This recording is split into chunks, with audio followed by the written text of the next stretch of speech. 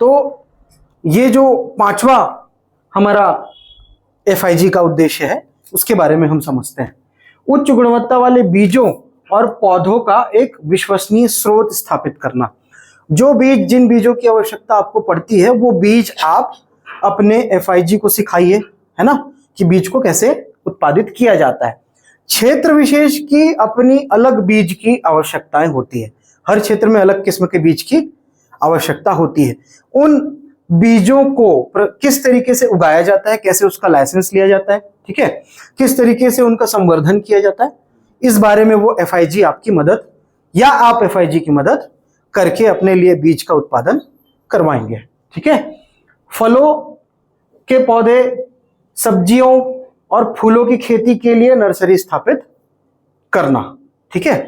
ऐसी चीजें जो आपके लिए आवश्यक है उनका आप उत्पादन करवाइए। भाई आप मान लीजिए सब्जियां उगवा रहे हैं तो आपको पौध लगेंगे ना, नर्सरी लगेगी ना, तो वो एक FIG बना सकता है और बाकी लोगों को डिस्ट्रीब्यूट कर सकता है, राइट। फिर बाहरी बीज आपूर्तिकर्ताओं पर निर्भरता को 50% तक कम करना, ये उनके उद्देश्य हो सकते हैं। कि आपने क्या किया, अभी बाहर से बीज लिया, ठीक है, आपको क्या करना है, अपना बीज खुद पैदा कर लेना है। ठीक है। तो इस तरीके से ये पांचवा बीज, मतलब पांचवा जो हमारा FIG का कॉन्सेप्ट है, ये कंप्लीट होता है।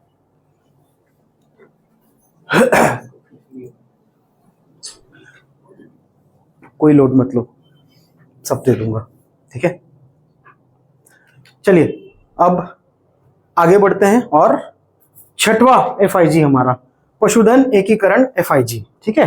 एकीकृत पशुधन खेती के माध्यम से आय में विविधता लाना। इसका क्या मतलब है? इसका मतलब है दैट आप इंटीग्रेटेड फार्मिंग सिस्टम को अडॉप्ट करवाएंगे।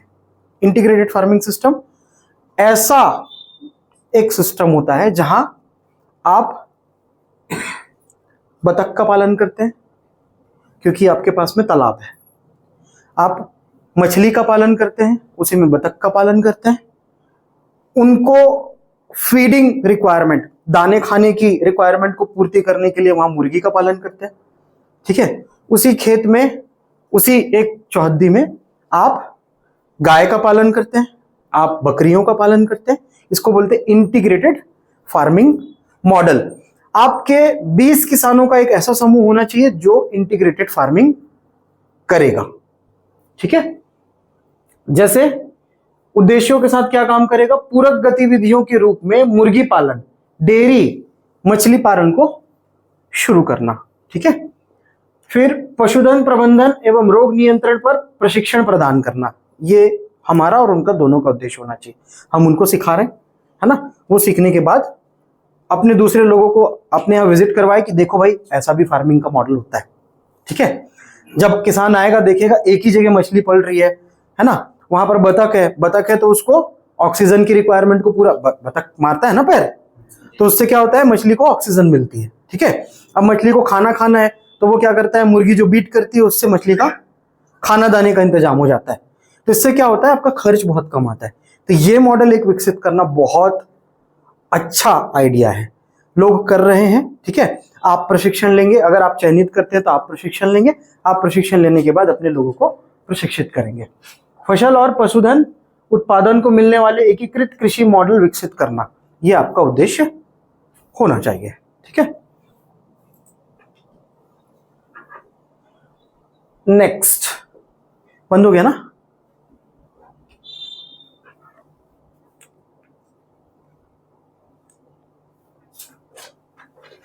नहीं हो रहा है?